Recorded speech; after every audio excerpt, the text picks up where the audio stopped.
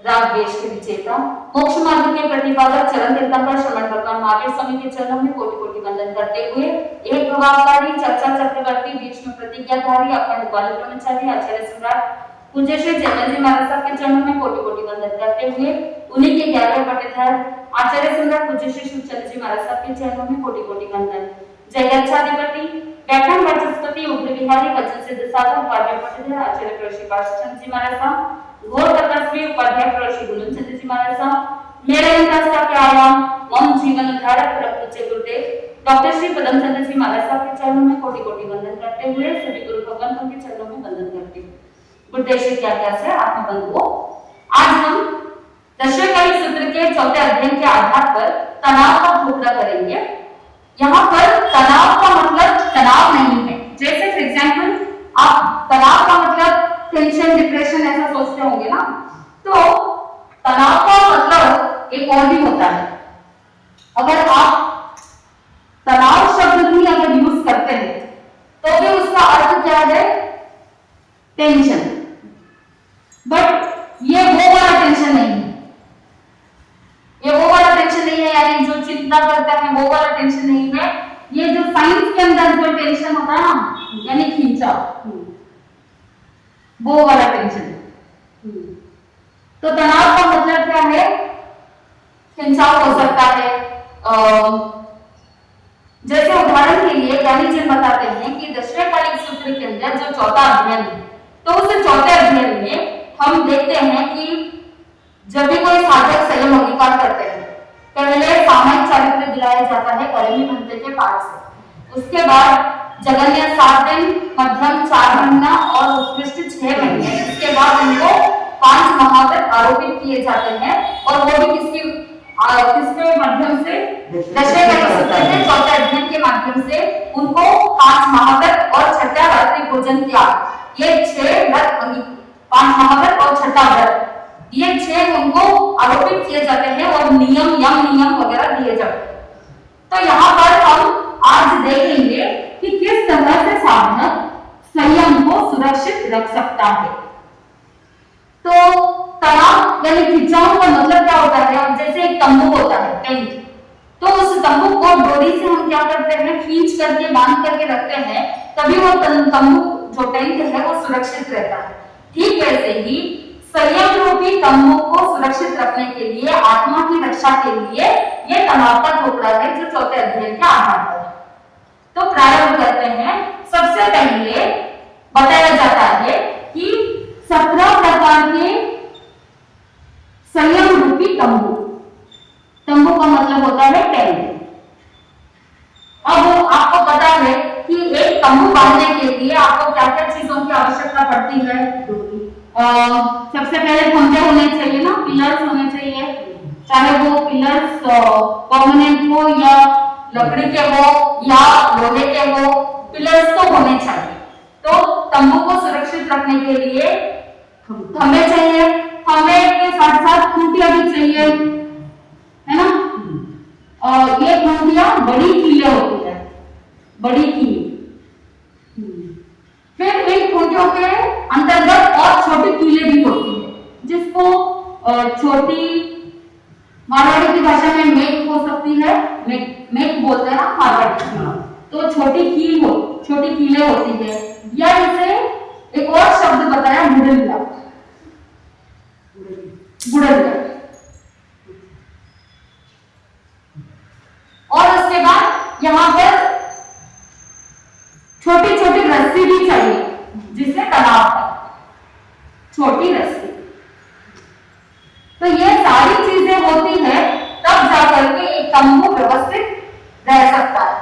तो अब हम देखेंगे कि इस 17 प्रकार के संयम रूपी तंबू यानी संयम को सुरक्षित रखने के लिए किस प्रकार के खंभे चाहिए, किस प्रकार की खूंटियां चाहिए, किस प्रकार की कील चाहिए, छोटी कीलें चाहिए, किस प्रकार की रस्सियां यानी तनाव चाहिए। यह सारी चीजों को ध्यान में रखेंगे तभी संयम सुरक्षित रह सकता है। अगर इन चीजों का ध्यान नहीं रखा तो संयम सुरक्षित नहीं रह पाता है। तो संयम का मतलब क्या है? संयम का मतलब क्या है कि जहां पर जो महाव्रत है, जो नियम है, उनको व्यवस्थित सावधानी पूर्वक जो पालन किया जाता है, नियमों का पालन होता है, उसे संयम कहते हैं। यानी 5 इंद्रियों का निग्रह करना, 3 मन वचन काया योगों को कंट्रोल में रखना, इंद्रियों का दमन करना, इंद्रियों को निग्रहित करना, 5 समिति यानी समिति के अंदर प्रवृत्तियां होती है। जैसे 5 समिति की बुद्धि के खोपड़े में समिति बुद्धि आती है, राइट।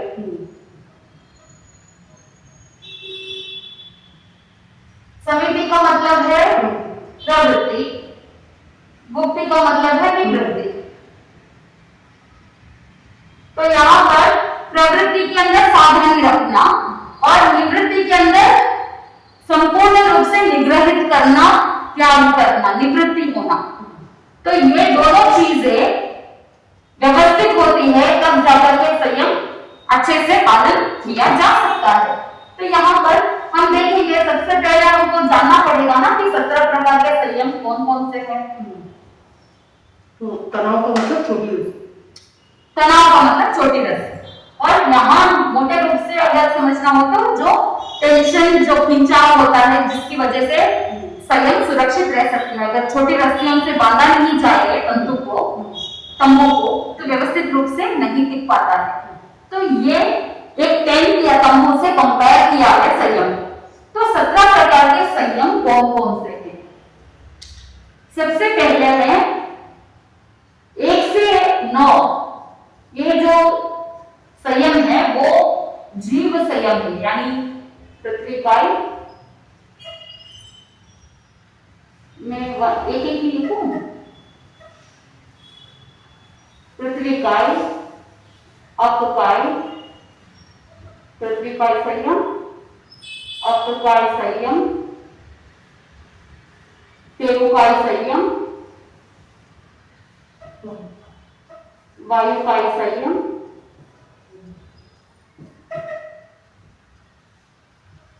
वनस्पति काय संयम,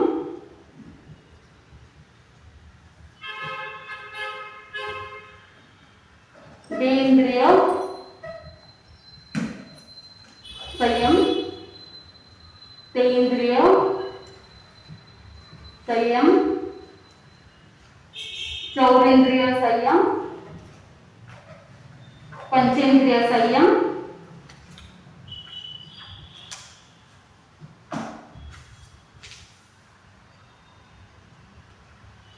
ये 9 प्रकार के जो है वो जीव के संबंधित है। यहाँ पर जीवों की रक्षा करना और उनको किसी भी प्रकार की बाधा उत्पन्न नहीं कराना, ये 9 प्रकार के जीव संयम। यानी पृथ्वी काय के जीवों की रक्षा करना, एग्जाम्पल के लिए पृथ्वी काय की रक्षा कैसे करेंगे कि अगर कोई बिना मतलब का मिट्टी खोद रहे हैं तो उसमें भी पृथ्वी काय की हिंसा है। ऊपर में जो 4 इंच की जो पृथ्वी है वो अर्चित होती है, इसीलिए हम चल फिर सकते हैं, वो अर्चित होता है। लेकिन अगर इमीडिएटली खोदा हुआ गड्ढा है तो क्या साधु उसके ऊपर चल सकते हैं? नहीं चल सकते। क्यों नहीं चल सकते? क्योंकि खोदे हुए मिट्टी अंदर सचित है। तो वहां पर संयम का पालन करना। पृथ्वी का एक जीव, चाहे वो नमक हो, इसीलिए सचित जो रेगुलर नमक होता है, चाहे आप कितना भी घानी में उसे पीस दो फिर भी वो सचित ही रहता है, वो शस्त्र परिणित नहीं होता है। तो हर एक जीव के लिए अलग अलग शस्त्र होते हैं। तो थानाक सूत्र के 10वें खाने में शस्त्र का वर्णन आता है, 10 प्रकार के शस्त्र बताए जाते हैं। कभी शस्त्र का टोकरा लेंगे तब उसमें आपको और डिटेल से समझाते हैं। तो ऐसे अलग अलग जीव होते हैं, पृथ्वी काय, अपकाय, तेरुकाय, वायुकाय। तो स्वकाय भी शस्त्र होता है, परकाय भी शस्त्र होता है, यानी एक जगह की मिट्टी दूसरे जगह की मिट्टी के साथ मिक्स होता है तो भी एक दूसरे के लिए वो शस्त्र होता है। तो इसीलिए साधु जो होते हैं वो पृथ्वी काय का भी संयम करते हैं, यानी जहां पर सचित मिट्टी होती है वहां पर वो हलन चलन नहीं करते हैं। ऐसे ही सभी प्रकार के, यानी यहाँ पर 9 प्रकार के संयम में 5-6 काय के जीव भी आ गए। इनकी रक्षा करना और इनको कोई भी बाधा उत्पन्न नहीं कराना, ये 9 प्रकार के संयम हो गए। 10वां है अजीव संयम।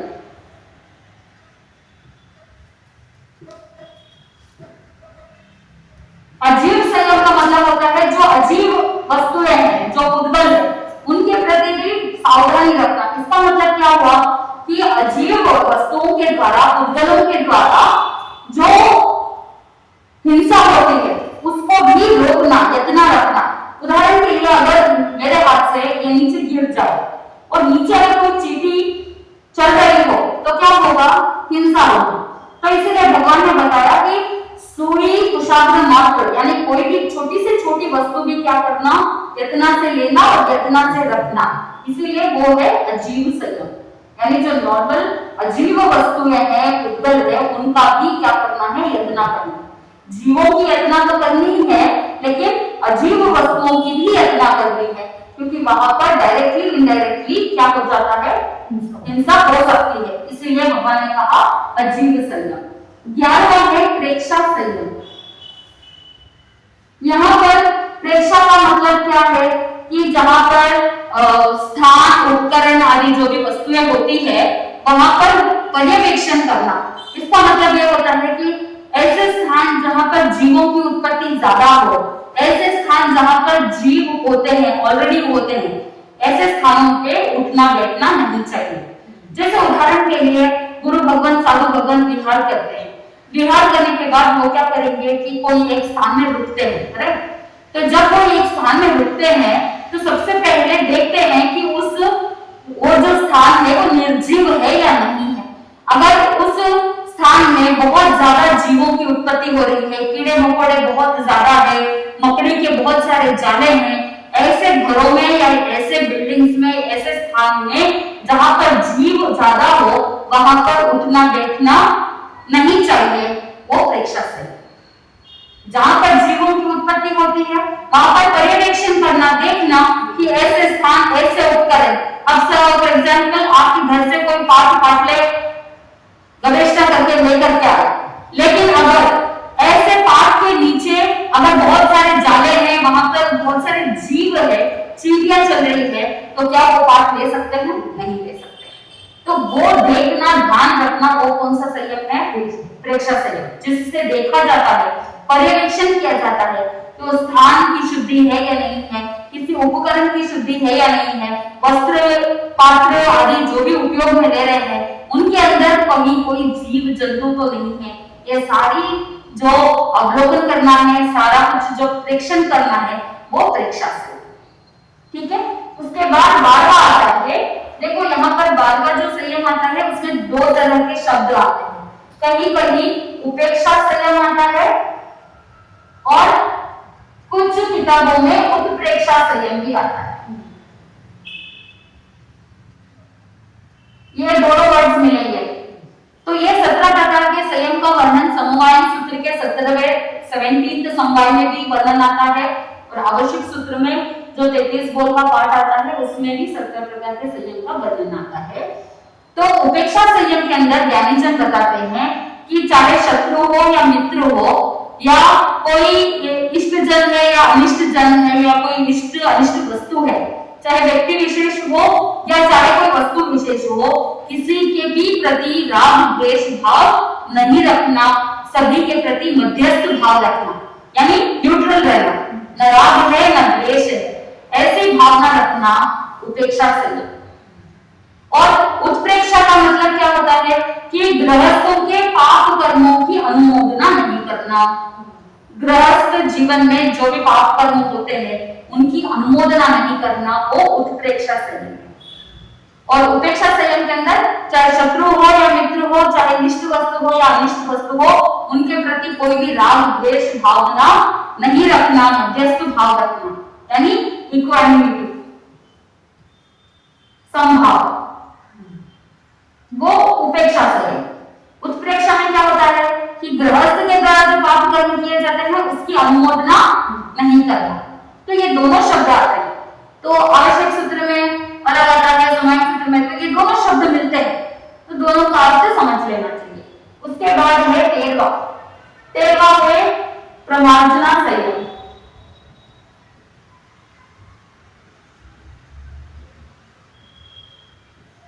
प्रमार्जना संयम का मतलब होता है वस्त्र पात्र आदि का प्रमार्जन करना, पूंजना, प्रतिलेखन करना, वो प्रमार्जना संयम। 14वां है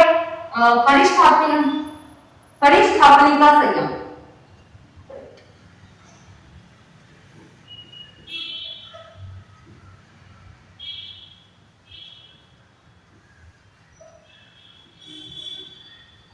अब आवश्यक सूत्र में ये परिस्थापन का संयम शब्द आता है और समवायिक सूत्र में अपरत्य संयम आता है। दोनों शब्द मिलते हैं, दोनों का अर्थ भी सेम ही है। परिस्थापनिका यानी पलटना। तो जहां कहीं भी साधु को ध्यान रखना है कि जहां जीव वगैरह होते हैं तो उन जीवों को अपने रजोहरण से पूंछनी से दूर करके निर्जीव स्थान पर पलटना चाहिए।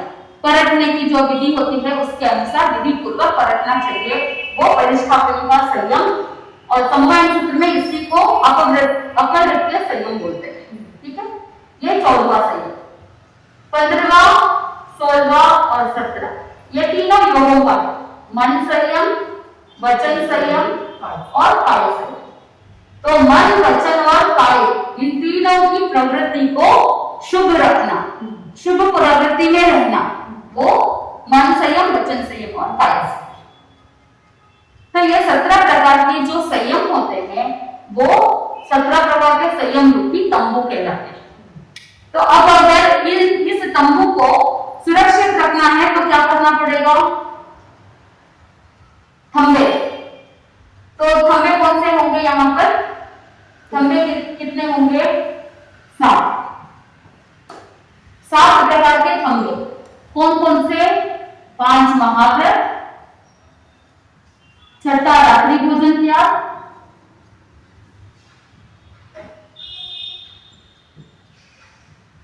7वां 6 बाई जीवों की रक्षा।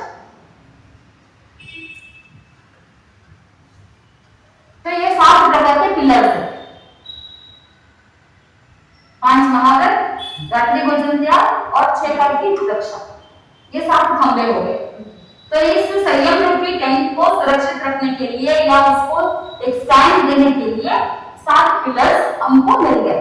अब इस 7 प्रकार के खंभे को अगर फिक्स करना है तो हमको क्या चाहिए? खूंटियां चाहिए।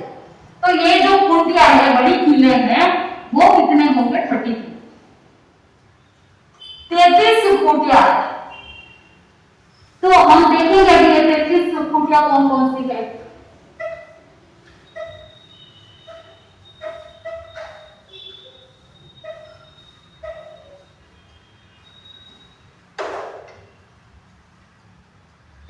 खूंटियों में से सबसे पहले हम देखते हैं ये जो 7 पिलर्स है इनको लिख लेते हैं। पहला है पहला महाव्रत। पहले महाव्रत की 4 खूंटियां।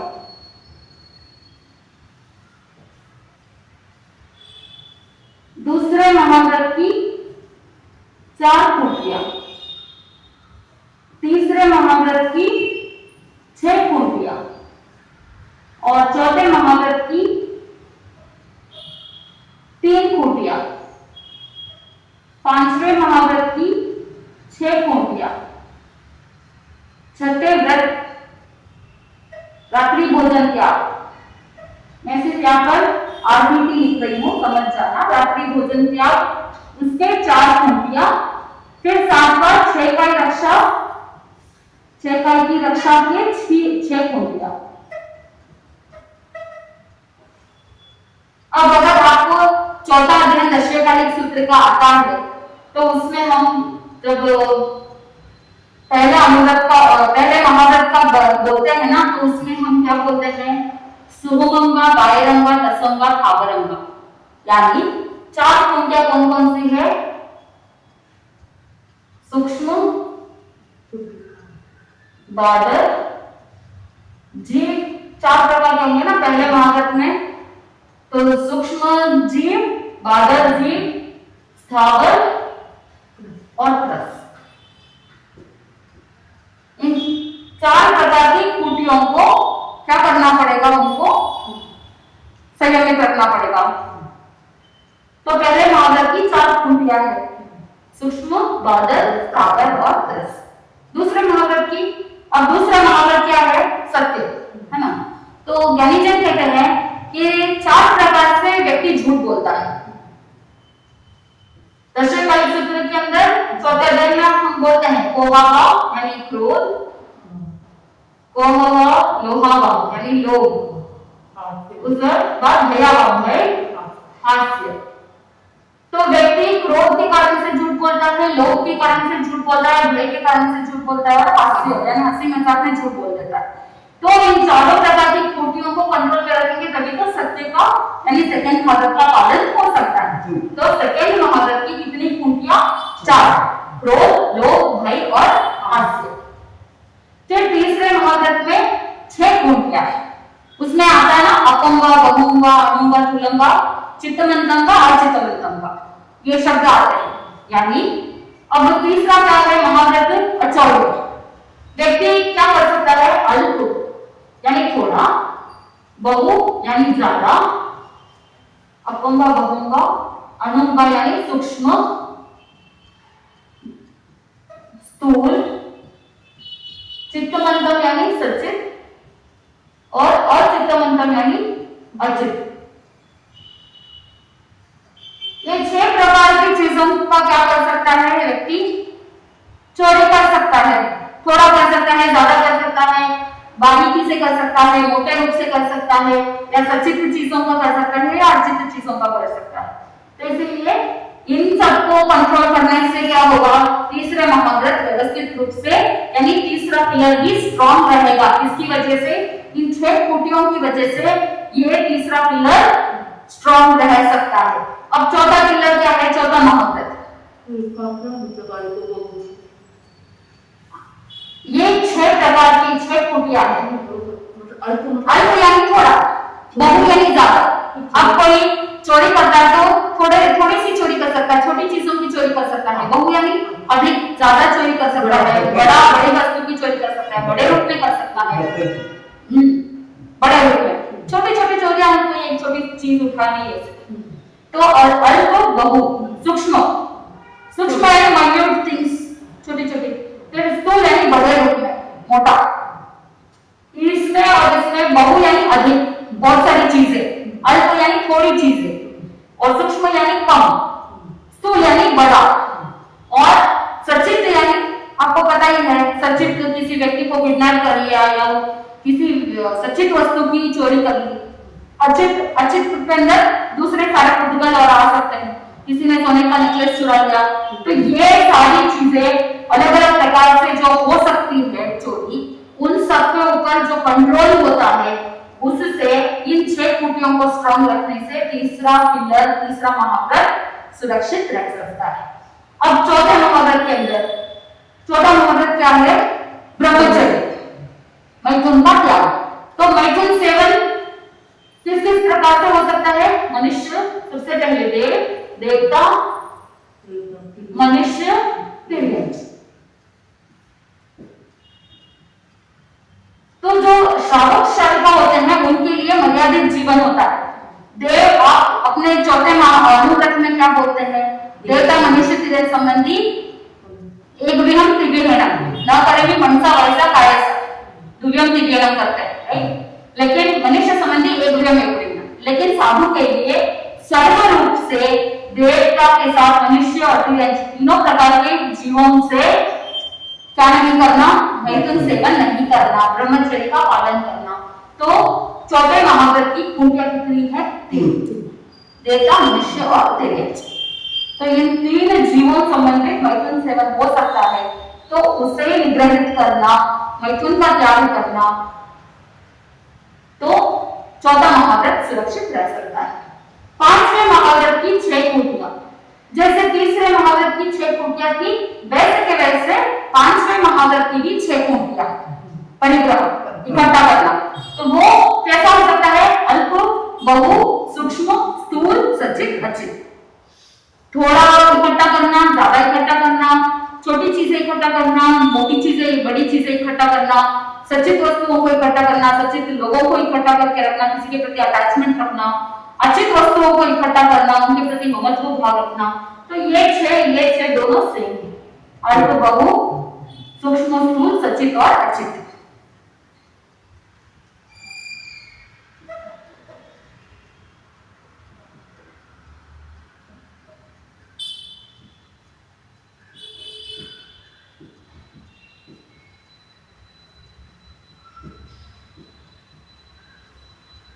तो ये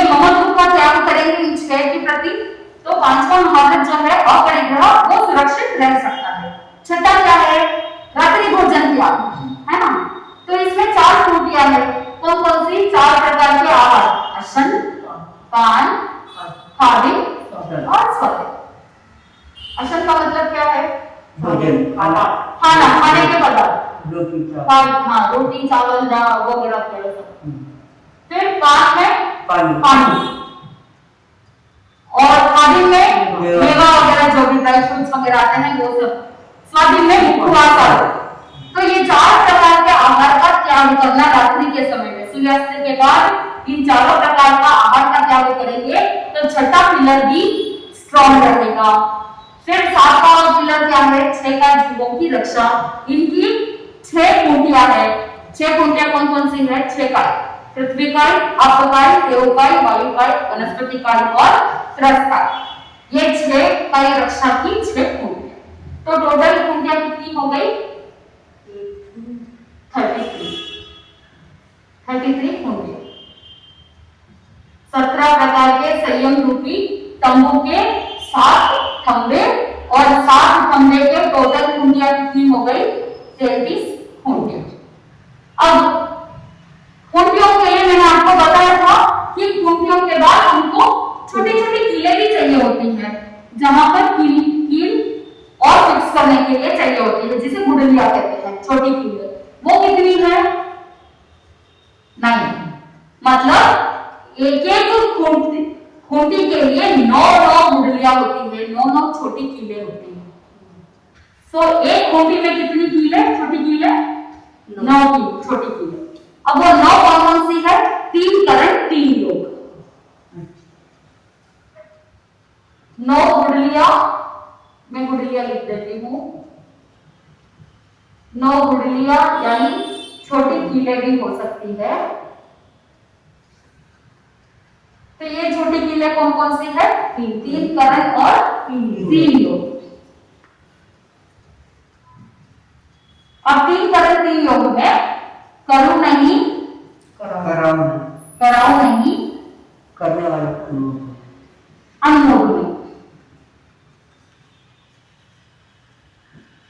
और एक एक के भी 3 हो जाएंगे, मन से, वचन से, काया से।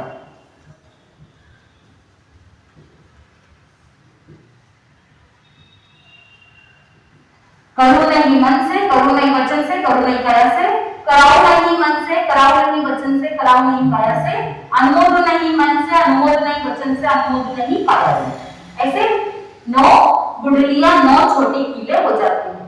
तो एक एक खूंटी के 9 कीलें हो जाएगी, तो 33 खूंटियां। तो 33 खूंटियों के अगर 9 गुडलियां होती है तो टोटल 297 गुडलियां हो जाती है।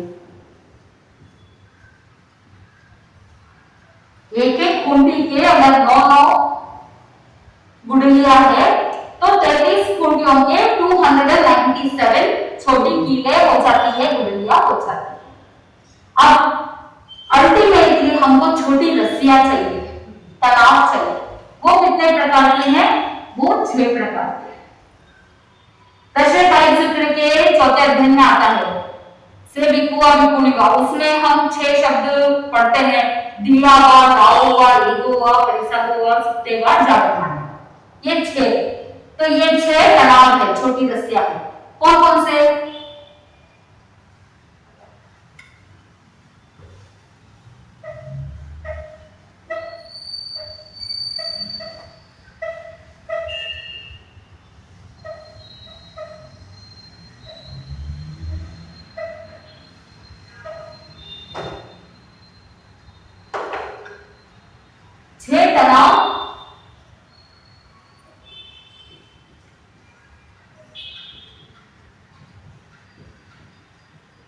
दिया यानी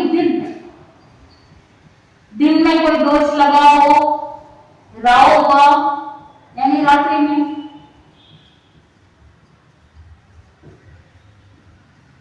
एगो हुआ, ये दशकालिक में शब्द आते हैं। एगो हुआ यानी अकेले में, परिसागो हुआ,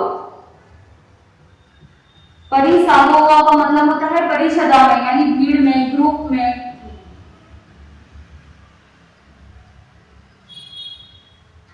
सुतेगा यानी सोते हुए।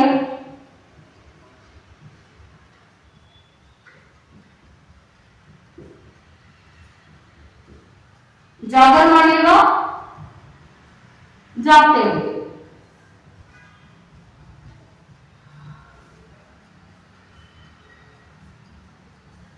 तो यहाँ पर 6 तनाव है, यानी दिया दिन में, रात्रि में, अकेले में, परिषदा में, सोते हुए, जागते हुए, कभी किसी भी दोष का सेवन हो सकता है। लेकिन अगर संयम रूपी तंबू को व्यवस्थित रखना है तो इन 6 के समय में भी हमको क्या रहना पड़ेगा, जागृत रहना पड़ेगा। दिन में, रात्रि में, अकेले में, परिषदा में, सोते हुए या जागते हुए, हर समय 24/7 हमको सावधानी रखना। तो ये 6 तनाव है। तो अब गुठलियां कितनी है, 297, और उनके साथ 297 के साथ अगर 6 तनाव जुड़ जाते हैं तो टोटल कितना हो जाता है, 1782 तनाव। तो टोटल संयम रूपी तंबू को सुरक्षित रखने के लिए कितना है, तनाव कितने हैं, तो 1782। अगर एक भी तनाव ढीली पड़ जाती है, 1782 तनाव, अगर एक भी तनाव, एक भी रस्सी ढीली पड़ जाती है तो फिर उससे क्या होगा, छोटी छोटी कीलें भी कालांतर में ढीली पड़ जाती है। छोटी कीलें ढीली पड़ गई तो आगे चल करके ये जो बड़ी कीलें हैं, खूंटियां हैं, वो ढीली पड़ जाती है। और अगर ये ढीले पड़ गए तो पिल्लर भी हिल सकता है, और अगर पिल्लर हिल गया तो संयम रूपी जो तंबू है वो तंबू भी गिर सकता है। इसीलिए ज्ञानीचंद ने कहा कि सभी प्रकार के दोषों से बचना चाहिए। तो संयम रूपी तंबू को सुरक्षित रखने के लिए 1782 तनाव जो है उन सभी को सुरक्षित रखना होगा। यानी चाहे वो दिन में हो, रात्रि में हो, अकेले में हो या परिषदा में हो, सोते हुए या जागते हुए, हर समय हर एक साधक को 3 करण 3 योग से 5 महाव्रत की जो 33 खूंटियां हैं उन सभी का सम्यक प्रकार से क्या करना चाहिए, पालन करना चाहिए। 5 महाव्रत, रात्रि भोजन त्याग और 6 का जीवों की रक्षा, ये सातों पिलर्स अगर स्ट्रॉन्ग रहेंगे तो 17 प्रकार के संयम रूपी तंबू सुरक्षित रहेगा।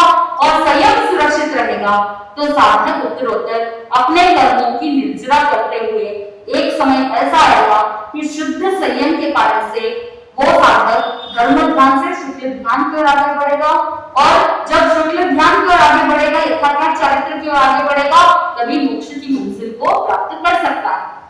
ऐसा नहीं है कि एक भाव में संयम अंगीकार कर लिया तो फिर एक ही भाव में मोक्ष में चले गए, ऐसा नहीं है। भगवान महावीर स्वामी के भी 27 भाव उठा के देखेंगे तो उन्होंने अनेक भावों में भी संयम अंगीकार किया था।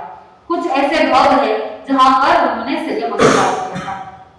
जैसे एक भाव ऐसा है जहां पर नंदन मुनि का वर्णन आता है, यानी भगवान महावीर स्वामी के भाव के तीसरे भाव नंदन मुनि का वर्णन आता है। जब वो नंदन मुनि के रूप में थे तो उस समय उत्कृष्ट संयम की पालना की थी और कृतंदर नामकरण का उपार्जन किया था।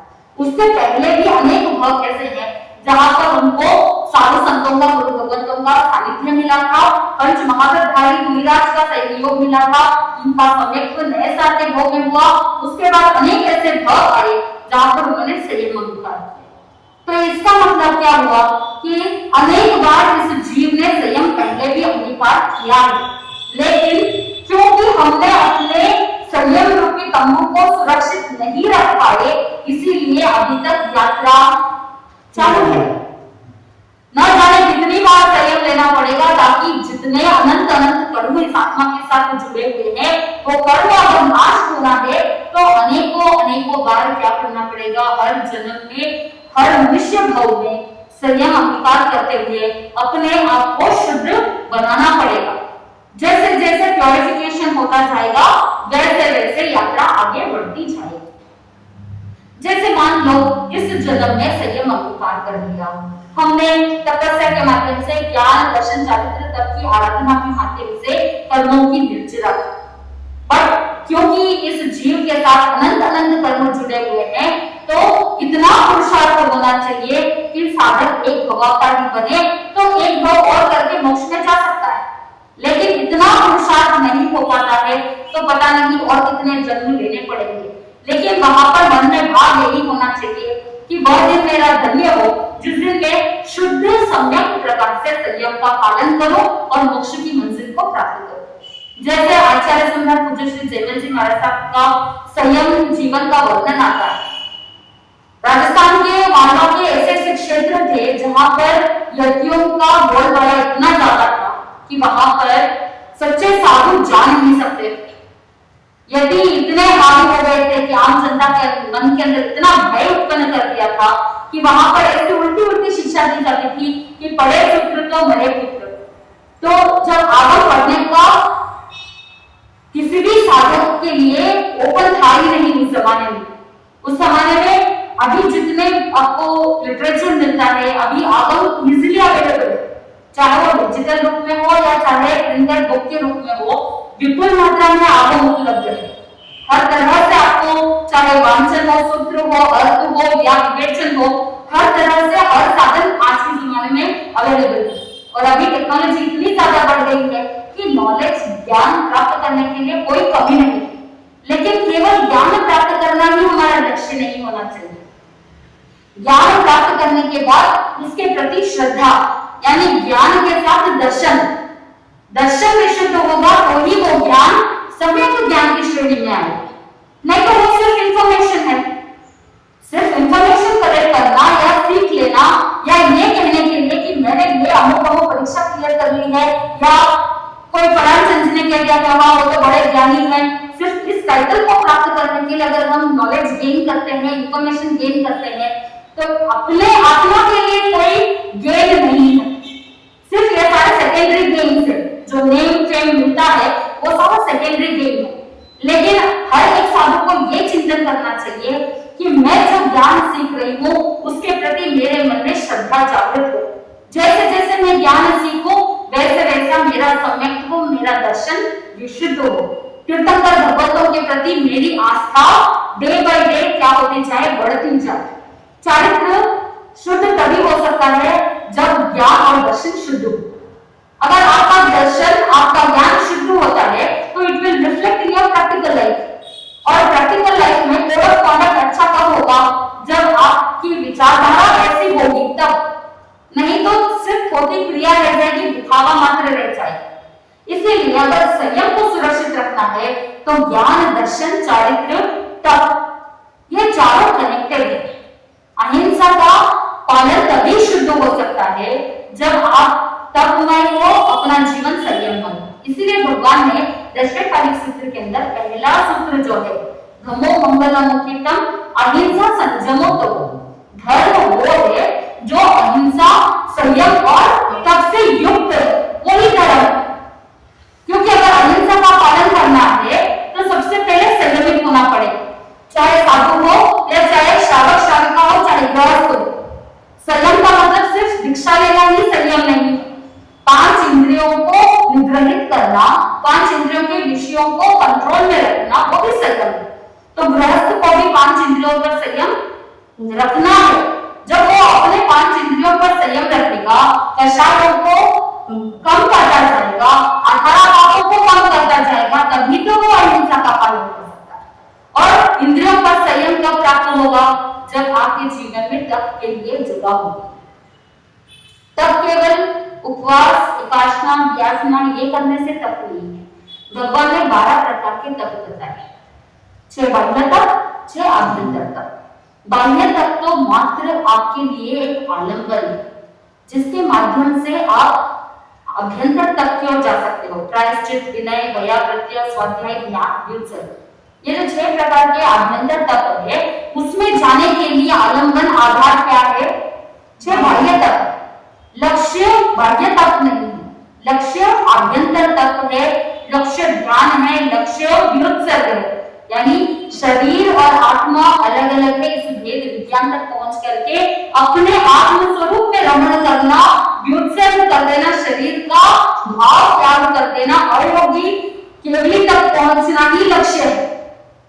ये बाह्य जितना भी जो भी है वो सब क्या है, आलम्बन है। तो थोपड़े वगैरह सीख रहे हैं, ये भी क्या है, एक आलम्बन, स्वाध्याय, एक आलम्बन है जिसके माध्यम से हम अपने आत्म स्वरूप को जान सकते हैं, पहचान सकते हैं और मन में संकल्पित कर सकते हैं कि गृहस्थ जीवन में रहते हुए भी मुझे अपने आप को संयमित रखना है और साधु जीवन के लिए तो ये सारी चीजें बता दी। एक साधु को ये सारी चीजों को ध्यान में रखना है, तभी वो अपने संयम को सुरक्षित रख सकता है। तो चौथे अध्ययन के अंदर भगवान ने ये सारी चीजें बता दी। ये चौथे अध्ययन का सार है कि संयम को सुरक्षित रखने के लिए हर एक साधक को क्या करना चाहिए। तो आप अगर अपने आप को टटोलोगे, देखोगे कि मैं धर्म कर रही हूँ या नहीं कर रही हूँ, तो सबसे सिंपल है, मेरे जीवन में अहिंसा है क्या, किस लेवल पे, ये चिंतन करना। फिर उसके बाद मेरे जीवन में संयम है क्या, मैं अपने इंद्रियों को कंट्रोल में रख सकती हूँ या नहीं रख सकती हूँ, ये सेकंड थॉट, सेकंड फिल्टर। तीसरा, मेरा जीवन तपोमय है या नहीं है, थाली में जो भोजन आया है क्या उस भोजन को करते समय मेरे मन में राग द्वेष की भावना आती है, शुभ अशुभ की भावना आती है या नहीं आती है, ये भी एक फिल्टर है। भले ही आप उपवास नहीं कर पा रहे हैं, भले ही आप तपस्या नहीं कर पा रहे हैं, लेकिन अगर आपने मन के अंदर संभाव को ला लिया, मन में ये चिंतन किया कि जो भी भोजन आएगा मैं संभाव पूर्वक टेस्ट है या नहीं है। Taste is all a state of mind.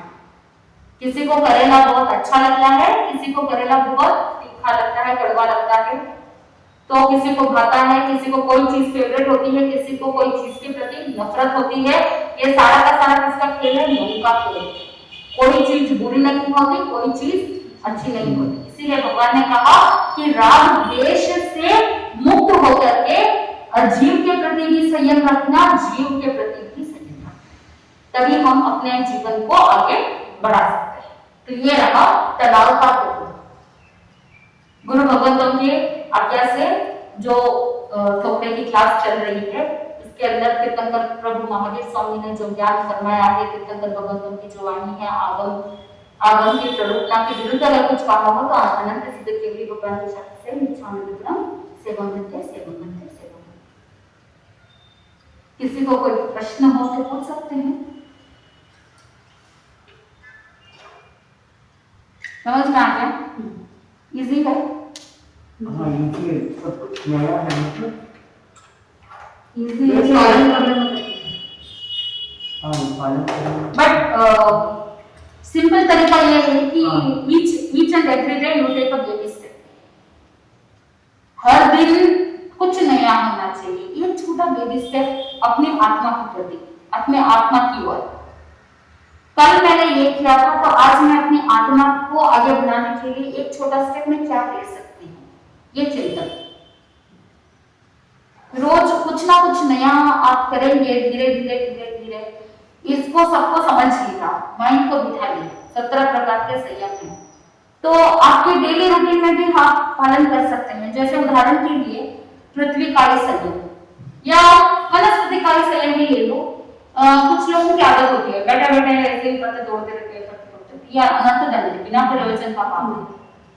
तो ये सारी चीजें जो आप करते नहीं है लेकिन त्याग नहीं किया, तो क्रिया तो चल रही है ना, आप नहीं कर रहे हैं लेकिन आपके घर में हो रहा है। आपने त्याग नहीं किया है तो अनुमोदन पे लगती है। करना, कराना, अनुमोदन करना। तो प्रत्यक्ष रूप में आपने अनुमोदन नहीं की, लेकिन आपके घर में हो रहा है, इसलिए आपका समर्थन है। करेक्ट? तो अनुमोदना तो की क्रिया तो लगती है, त्याग नहीं करते हैं तो इसीलिए धीरे धीरे स्वयं को भी थोड़ा विवेक रखना है और घर में जो भी सदस्य है उनको भी थोड़ा थोड़ा विवेक देना। जैसे उदाहरण के लिए आप बता सकते, आप अपने जीवन में कैसे पालन कर सकते हैं कि जैसे उदाहरण के लिए घर में काम वाली है, काम वाली बाई है, तो अब वो काम वाली बाई क्या करेगी, नल खुला रखेगी और नल खुला रख करके बर्तन धोने का काम चालू करेगी। तो आप उसे सिखा सकते हैं कि भाई जो काम एक कप पानी में हो सकता है उसे उसके लिए इतना सारा पानी वेस्ट करने की आवश्यकता नहीं है, क्योंकि वो टब भरने के बाद भी ओवरफ्लो होता ही रहता है, वो नल चालू ही रहता है, वो अपना काम करते ही रहते हैं, फिर पानी गिराते हैं, फिर नया टब भरते हैं। तो उनको आप सिखा सकते हैं किस तरह से उसे काम करना चाहिए जिससे पानी कम यूज हो, कम पानी में सारा काम कैसे व्यवस्थित कर सके, वो टेक्निक उसे सिखाना पड़ेगा। ये विवेक आपको देना पड़ेगा, क्योंकि कर नहीं रहे हैं लेकिन करा तो रहे हैं, क्योंकि आपके घर में काम कर रही है, अनुमोदना तो हो ही रही है ना। इसीलिए आपको विवेक रखना है, आपको विवेक स्वयं को भी रखना है और विवेक देना भी धीरे धीरे प्रेम भाव से। ऐसा नहीं कि डांट दिया, फटकार दिया। आज के जमाने में अगर काम वालों को फटकार दोगे तो फिर वो अगले दिन आएगी। तो उनको अच्छे से समझाना है कि वहां पर कितने जीवों की हिंसा होती है। अफ्रीका जैसे कंट्रीज में पीने को पानी नहीं है। इंडिया में ही देख लो, महाराष्ट्र के अंदर जब गर्मी का सीजन होता है, कितने ऐसे हर साल कितने ही किसान सुसाइड कर लेते हैं, क्योंकि पानी नहीं है। पानी नहीं है तो खेती नहीं है, खेती नहीं है तो आजीविका नहीं है, कर्जा बढ़ा हुआ रहता है, दे नहीं पाते हैं। ये सारी बहुत सारी प्रॉब्लम्स होती है। लोगों को खाने को 2 वक्त की रोटी नहीं मिलती है, पीने को पानी नहीं मिलता है, कितने बच्चे अंडरनरिश्ड होकर मर जाते हैं, कितने बच्चे बिना पानी के प्यासे प्यासे मर जाते हैं। हमको पीने को पानी मिल रहा है, वापरने को पानी मिल रहा है। अभी अगर ध्यान नहीं रखा तो आने वाले समय में ना गवर्नमेंट फिर क्या करेगी कि एक एक व्यक्ति के लिए इतना इतना ही पानी मिल सकता है। ऐसा भी कुछ देशों में हो चुका है कि एक व्यक्ति को इतने लीटर पानी ही मिलेगा, इससे ज्यादा नहीं मिलेगा। तो अभी अगर हम विवेक रखेंगे तो धर्म का धर्म भी होगा, लेकिन साथ में हम अपने ही देश को सहायता दे रहे हैं। We are helping our country to develop. हम अगर अपने जीवन को जैन शैली के अनुसार चलाएंगे तो हम स्वयं की भी हेल्प कर रहे हैं, संघ समाज की भी हेल्प कर रहे हैं, देश की भी हेल्प कर रहे हैं। तो इसीलिए सावधानी रखना है। सिर्फ धर्म के लिए ही नहीं, अपने देश के लिए भी आपको क्या करना है, ह्यूमन मैनकाइंड के लिए, मानवता के लिए भी हमको फॉलो करना है। तो 17 प्रकार के संयम के अंदर आपको ये भी तो ध्यान रखना पड़ेगा। ध्यान रखेंगे तभी तो ये जीव जंतु भी रहेंगे, एक इकोलॉजी में, इकोसिस्टम में बैलेंस रहेगा। नहीं तो क्या होगा कि कुछ एनिमल्स, कुछ पशु पक्षी एक्सटिंक्ट हो जाते हैं, उनकी एक भी स्पीशीज रहेगा ही नहीं। तो फिर क्या होगा कि जैसे एक जमाने में डायनासोर्स वगैरह होते थे, अब हम सिर्फ उनको म्यूजियम में देखते हैं, है ना। म्यूजियम में उनके पिक्चर्स देखते हैं, 3D इमेजेस देखते हैं, 3D मूवीज बन जाती है। ये सारे ग्राफिक्स के माध्यम से वो हमको बताते हैं कि ऐसे थे वैसे थे। तो अगर हमने ध्यान नहीं रखा, धर्म, बच्चों को धर्म नहीं सिखाया, बच्चों को धर्म के संस्कार नहीं दिए, तो ना ह्यूमैनिटी बचेगी। और फिर बाद में क्या होगा, साधु साध में भी फिर बाद में ऐसा होगा कि ये म्यूजियम में फिर बताना पड़ेगा कि साधु साध भी ऐसे होते थे, पात्र ऐसे वापरते थे, और जो ऐसा होता था वो दिन आ जाएंगे, वो 5 आने के एंडिंग मीटिंग पे ऐसा हो जाएगा, एवरीथिंग विल एक्सटिंक्ट। तो इसीलिए ये सारे संस्कार दिए गए। और साथ में ये भी ध्यान रखना, थोपा हुआ धर्म लंबे समय तक नहीं टिकता है। रुचि से, अंदर से इंटरेस्ट जगाना है, रुचि जगाना है, भय पैदा नहीं करना है। बहुत से लोग ऐसे होते हैं, बहुत से पेरेंट्स भी होते हैं, टीचर्स भी ऐसे होते हैं, अध्यापक भी ऐसे होते हैं, जो धर्म सिखाते हैं, जो टीचर्स होते हैं, वो भी बच्चों को इस तरह से भय उत्पन्न कराते हैं कि अगर अभी धर्म नहीं किया तो नरक में जाकर के ये भोगना पड़ेगा, ये पाप किया तो ये भोगना पड़ेगा। ऐसे भय से धर्म करते हैं, नहीं मैंने नरक में नहीं जाना से मैंने धर्म करना। तो भय से धर्म नहीं होना चाहिए, आत्मा की रुचि से आत्मा को आगे बढ़ाने के लिए धर्म होना चाहिए। दोनों में अंतर है, क्रिया वही है, धर्म ही नहीं कर रहे हो, लेकिन एक भय से कर रहे हो कि अगर मैंने धर्म नहीं किया तो मुझे कहीं नरक में वेदना भोगनी पड़ेगी, मुझे तिरस्कृति में वेदना भोगनी पड़ेगी, इसलिए धर्म करो। एक आंतरिक रुचि से, आत्मा की रुचि से, खुद की इच्छा से धर्म कर रहे हैं। दोनों के आनंद के अंदर अंतर होगा।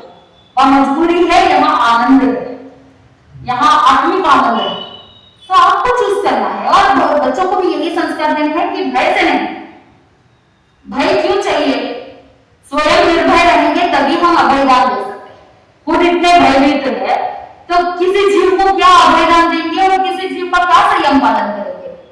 खुद ही इतने भय में। बड़ी साधु वंदना में आता है गर्द वाली मुनि, गर्द वाली का वर्णन आता है, संयति राजा का वर्णन आता है। कभी हो सके तो मुझे गुरुदेव डॉक्टर श्री पदम चंद्र महाराज साहब के वो बड़ी साधु वंदना के प्रवचन की किताबों में वो स्टोरी पढ़ना। तो संयति राजा हिरण का शिकार करता है, तो उस समय वहां पर गर्द वाली मुनिराज ध्यानस्थ बैठे रहते हैं। उन्होंने देखा कि मुनिराज है, तो अब मुनिराज अगर आंखें खोलेंगे क्रोधित होंगे क्योंकि उनके सामने हिरण मरे हुए पड़े हैं। तो अब मेरे अगर कोई श्राप दे दिया तो क्या करेंगे, ऐसा संयति राजा के मन में डर था। तो जैसे ही गर्दवाली मुनिराज ने ध्यान खोला तो वो माफी मांगने लगे संयति राजा कि मुझसे बहुत बड़ी गलती हो गई, मैंने आपके स्थान पर ये हिंसा कर दी, मुझे माफ कर दीजिए। तो उस समय गर्दवाली मुनिराज ने यही कहा कि अगर जैसे तुम अभी भयभीत हो कि मैं कुछ कह दूंगा या मेरे मुंह से अगर कोई श्राप निकल जाएगा तो उसकी वजह से तुम मुझसे भयभीत हो, वैसे ही जैसे तुम मुझसे भयभीत हो, मुझसे भयभीत होने की आवश्यकता बिल्कुल भी नहीं है। जैसे तुम मुझसे भयभीत हो, सभी जीव तुमसे भयभीत है। इसीलिए सबसे पहले तुम क्या करो, तुम स्वयं निर्भय बनो। तुम अगर निर्भय बनोगे, फियरलेस होगे, तभी तुम दूसरे जीवों को भी क्या कर सकते हो, अभयदान दे सकते हो। ऐसे उन्होंने इस तरह से बोध दिया कि संयति राजा ने उसी समय सारा हिंसा का त्याग किया और संयम अधिकार किया। ऐसे वाणी का प्रभाव होता था कि वहां पर शीघ्र ही परिवर्तन, क्योंकि सरलता होती थी।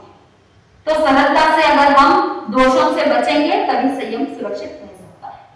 तो आप डेली चिंतन करना स्टार्ट कीजिए। आपके प्रैक्टिकल लाइफ में जो चिंतन होगा तभी आप एक्चुअली अच्छे से पालन कर पाएंगे।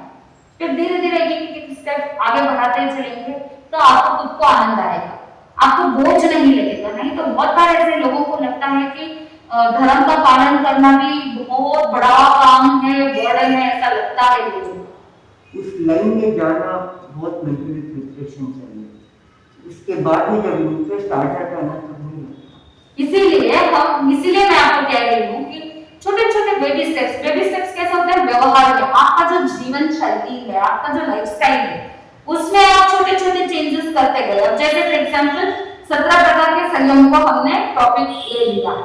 अब 17 प्रकार के संयम में से मेरे डेली रूटीन में किस किस प्रकार का संयम होना चाहिए, कैसा होना चाहिए, मैं क्या कम कर सकती हूँ। पूरा तो घर में होते हुए आप बंद नहीं कर पाते हैं, करेक्ट? तो आप थोड़ा थोड़ा क्या कर सकते हो।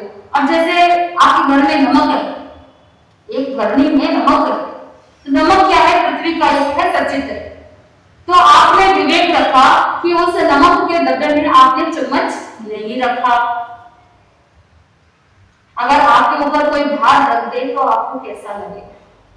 वैसे ही अगर नमक है, पृथ्वी का है, छोटे छोटे जीव है, केंद्रीय जीव है, तो अगर उसके ऊपर आपने चम्मच रखा तो उनके लिए तो वो पहाड़ के समान है।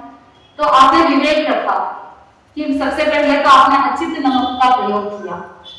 दूसरा, अगर आप नॉर्मल नमक यूज कर रहे हैं तो उसको शस्त्र परिणित करते हुए आपने अचित कर दिया। फिर तीसरा, आप ध्यान ये रख सकते हैं कि आप वनस्पति इकाई के अंदर अगर आप अभी कोई वनस्पति को नहीं सुधार रहे हैं लेकिन आपने उसके बाजू में चाकू रख दिया, अगर आपकी गर्दन के नोक पर, गर्दन के पास अगर आपके सामने कोई चाकू रख देंगे तो आपको कैसा लगेगा। आपको कोई मार नहीं रहा है लेकिन आपके गले के पास अगर चाकू रखा है किसी ने तो आपको कैसा लगेगा, भय लगेगा। वैसे ही उस वनस्पति इकाई को भी भय लगेगा। तो अगर आप वनस्पति इकाई को नहीं सुधार रहे हैं उस समय के लिए तो वहां पर बाजू में शस्त्र नहीं रखने चाहिए, ताकि उतने टाइम पीरियड के लिए तो कम से कम वो भय से मुक्त रह सके। आप ब्रश कर रहे हैं, ब्रश करते समय आपने ध्यान रखा कि आपने नल खुला नहीं रखा है, आपने एक ग्लास में छाना हुआ पानी, अनछना पानी नहीं पीना चाहिए। हो सकता है कोई जीव जंतु को पानी के अंदर कोई लटे पड़ रही हो, आप डायरेक्ट नल का पानी यूज कर रहे हैं तो उसमें फिल्टर है नहीं है पता नहीं है, क्लियर वाटर नहीं है क्योंकि छन के नहीं आ रहा है, और नल के पानी में आपको क्वांटिटी भी नहीं पता चल रहा है। जो काम एक ग्लास में हो सकता है उसके लिए आपने इतना लंबा चौड़ा आरन समारा वो कर लिया। तो ये सारा संयम ही तो है कि आपने कंट्रोल कर रहे कि एक ग्लास में आपने पानी का परिमाण कर दिया, ये भी संयम है। तो हर तरह से आप थोड़ा थोड़ा थोड़ा थोड़ा प्रयास कर सकते। घर में जीव जंतु बहुत ज्यादा उत्पन्न हो जाते हैं तो उस समय बहुत ज्यादा हिंसा होती है, तो प्रिवेंटिव मेजर्स आपने ध्यान रख लिए। तो बेंद्रिय, केंद्रिय, चौरेंद्रिय, पंचेंद्रिय संयम कि बहुत ज्यादा घर में कॉकरोचेस वगैरह ना हो, इसके लिए आपने पहले से क्या सावधानी रखी, नहीं तो बहुत जीवों की हिंसा होगी। तो आपने प्रिवेंटिव मेजर्स घर में क्या किया है जिससे आपने जीवों को बचाने की, रक्षा करने की कोशिश की। ये भी संयम है ना, ये सब विवेक है, कर सकते हैं। अजीब संयम के अंदर आपने मार्च 1 में ये ध्यान रख लिया कि आज मैं कोई भी वस्तु को, अजीब कोई भी वस्तु को मैं उटक पटक के फेंकूंगी नहीं, इतना से ही लूंगी, इतना से ही रखूंगी।